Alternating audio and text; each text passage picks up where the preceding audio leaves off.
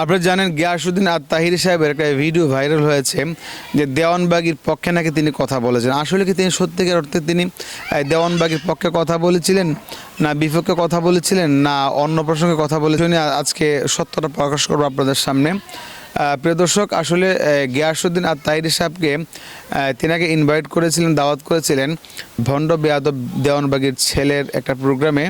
তাহিরি সাহেব ছিলেন ভালো কথা, কিন্তু উনি কিন্তু এক পর্যায়ে অনেক বক্তব্য বলেছেন যে আল্লাহর অলিগণ যারা আছেন আমরা অলিগণকে মানতে হবে, বা অলি নিয়ে কথা বলেছেন, পীর আউলি নিয়ে কথা বলেছেন। অলি আল্লাহ যে সত্য এই বিষয়টা তিনি তুলে ধরেছিলেন। বরং এটা বলেন না কিন্তু যে দেওয়ানবাগী যে হক পীর, দেওয়ানবাগী অলি আল্লাহ, আল্লাহর অলি, এই সমস্ত কথা বলেন না। তিনি বিষয়টা একদম নিরপেক্ষভাবে কথা বলেছিলেন। মূলত তিনি কোনো দেওয়ানবাগীর কথা উল্লেখ করেননি, বরং তিনি কথাটা এভাবে বলেছেন যে আল্লাহর অলিগো, মানে যারা ওলি আল্লাহ আছে তারা হক, এই সমস্ত কথা।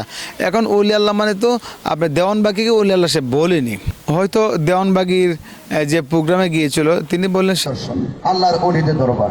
আপনারা জানেন যে আল্লাহর ওলিদের বিরুদ্ধাচরণ যারা করবে তারা কিন্তু পদে পদে লাঞ্ছিত হবে, এবং সত্যিকার অর্থে আল্লাহর ওলিদেরকে যারা নিজে ধারণ করবে তারা দিন শেষে বিজয়ী হবে এবং বিজয়ী হতেই থাকবে। এবং আল্লাহ পাক রব্বুল আলামিন নিজে বলেছেন, মানে আদালি ওলিয়ান ফাকাদ আযানতু বিল হারব।